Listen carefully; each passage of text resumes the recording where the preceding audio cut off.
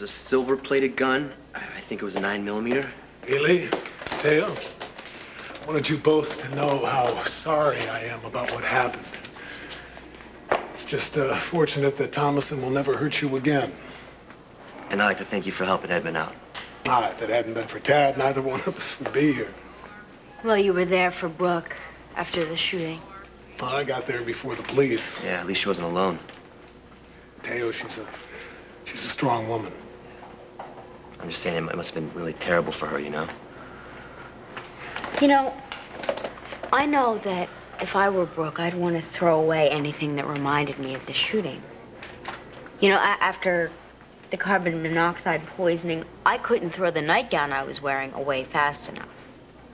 Well, Brooke had on a tan jacket. I'm sure she'll do the same. Yeah, she should get rid of all the bad memories.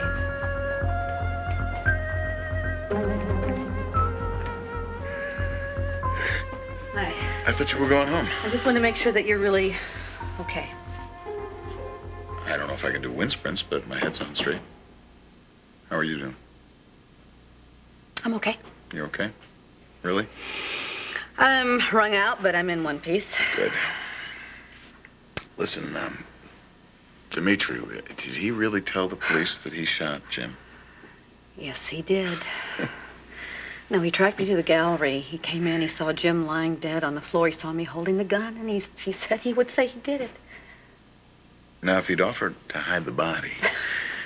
That was the first thing that he said. That would have been smart, you know? Keep Columbo off our tail. It stunned me, you know, that he would actually offer to take the blame.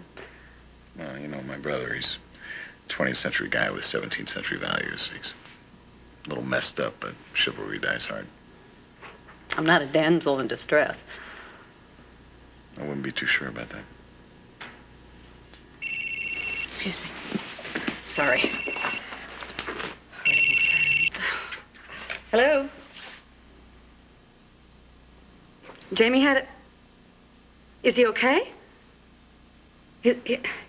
His wrist? It's Dixie. Jamie had an accident. I was in that gallery. You couldn't have been. I saw it go down, Hayley. I witnessed that shooting. You couldn't have witnessed it. You were in a coma. I saw Brooke fire that gun. How can your mind be in one place and your body be someplace else? What? What about all the other times? All the other times the monitor went crazy. Where were you then? Remember what McLean said about leaving town? I don't give a damn what he said. I am not leaving Jamie alone and afraid in a hospital room with a broken wrist. Brooke, you're in the middle of a criminal investigation. Edmund, you would do the same if Maddie or Sam were hurt. Now, I have to go. Edmund, McLean doesn't have to know. I could have my pilot fly you down and back in an afternoon. Are you serious? I can call him from the car. Come on. I'll see you off. Great. All right. Listen, I'll give you a call. All right? Thank you so much. Yeah. That's all right. Thank you.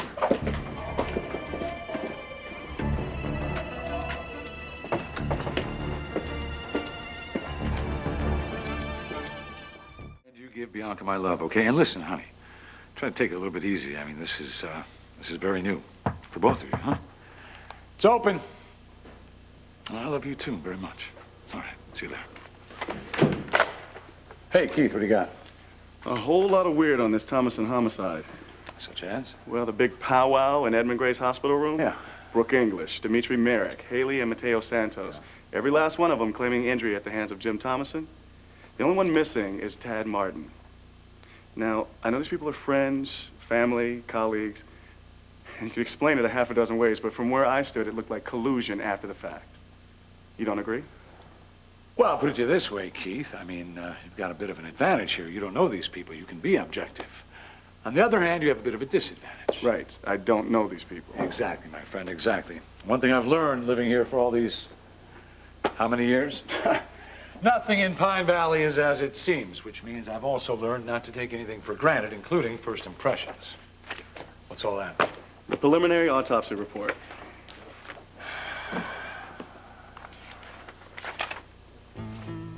Uh-huh. My second impression? Brooke English is still in trouble.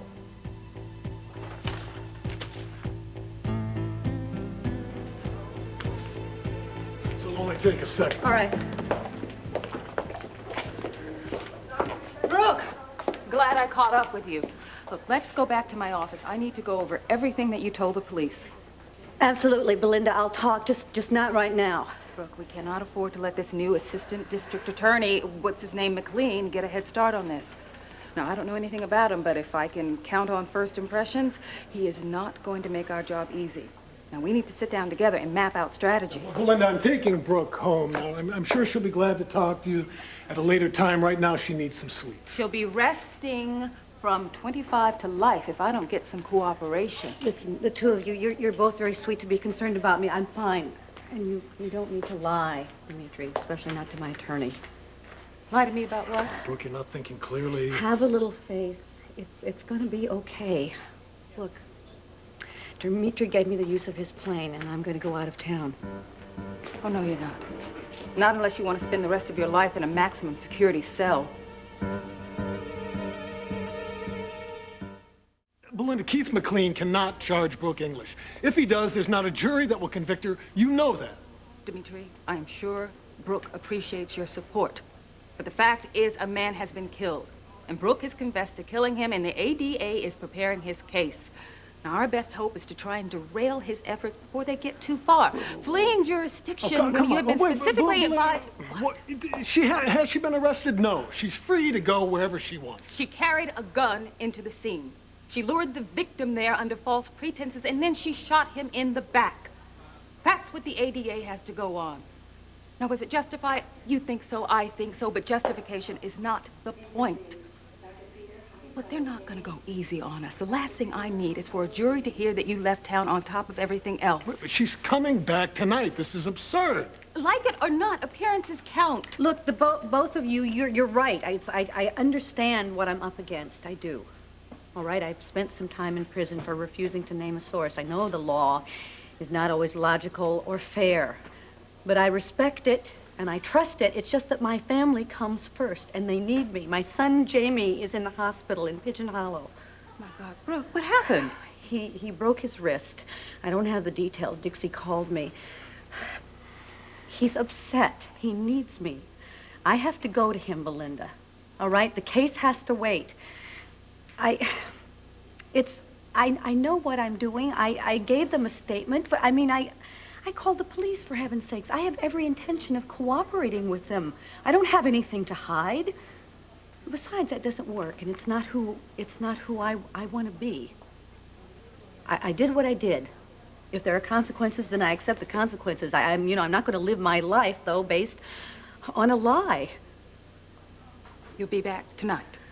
I will call you as soon as I talk to the doctor when I get to Pigeon Hollow, okay? All right. We better leave the pilot's Listen, flight plan. I know this is problematic. I do know that. And I appreciate your helping me out, okay? Go. I understand. All right. Thank you. And I'll call you. Okay.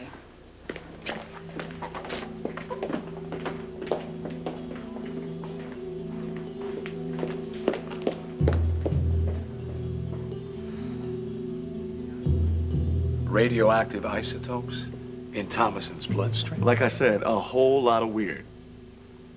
What about these isotopes? Did the ME comment anywhere about the levels in his bloodstream? Was it enough to kill him? He's running tests right now. Because if it was, you realize you've got another contributing factor. Or they could be related. Now, let's say the shooting was a cover-up. They set this whole thing up to make it look like a justifiable homicide, hoping we'd miss the isotopes. You better say that again. Someone gave him those isotopes. Somebody poisoned him. And if that's true, well, I'm certainly glad I'm not trying this case. Face it, I mean, you've got Dimitri admitting that he gave the guy the beating of his life, probably a contributing factor. You've got Brooke admitting to putting 4 slugs in the guy, certainly a contributing factor. And now this, somebody's trying to poison him? I mean, well, the real defendants stand up. And if Brooke planned the whole thing? Oh, come on, Keith, if Brooke planned. No, I'm serious. Well, then you better be able to prove it, my friend. You better be able to prove that she had access to isotopes, that she administered them, and that she disposed of anything left of them. And before you do that, I'd have a nice long talk with the medical examiner. There's a call into him right now. Good. So what else you got?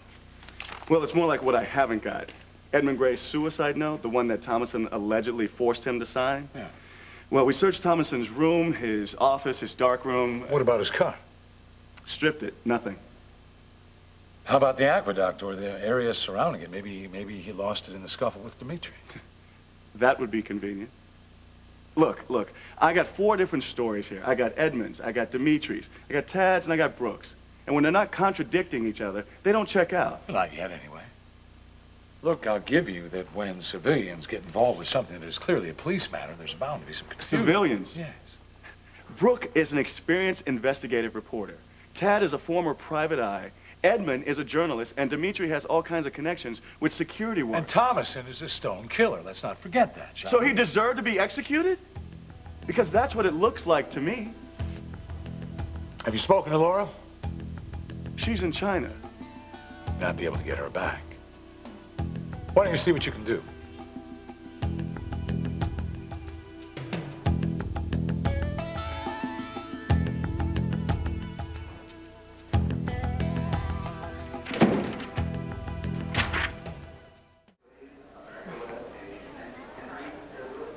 Listen, as soon as he wakes up, Dixie, just tell him I'm on my way, all right? I will.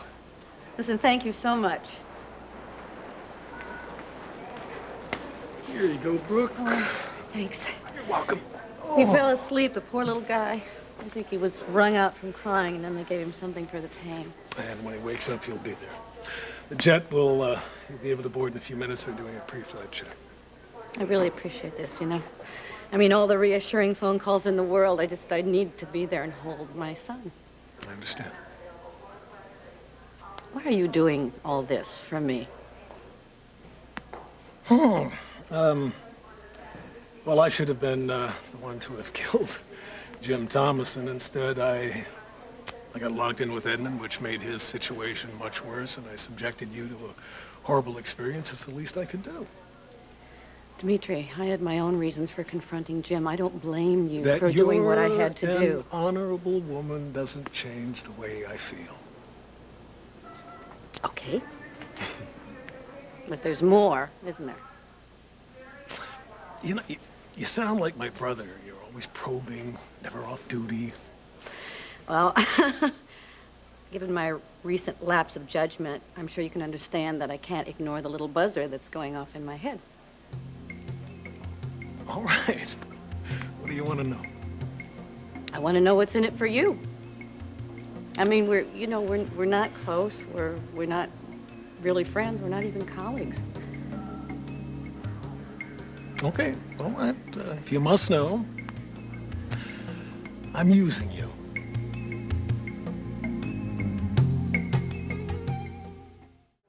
You're using me? Do you have any idea how I'm perceived in this town? Well, I imagine the daughters of fine lineage have crossed you off their mailing list. Yes. That they have. No, I've done some terrible things. I regret them. I've made amends where I could. What did you say? I did what I did. Now, I'm not comparing what you did to my sins, but I have to say that I have accepted responsibility for them. I know it's up to me to make a better life for myself, to be the man that I... You asked me why I was helping you. It's part of the 12 steps to a more socially acceptable Dimitri Marick, at least in the eyes of the good people of Pine Valley. Exhibit A, Brooke English, a damsel in distress. Exhibit B, a very heavily tarnished knight, willing to lend the aforementioned damsel in distress his jet and whatever else she needs. You're using me, what? To prove your image? This is PR. Yes.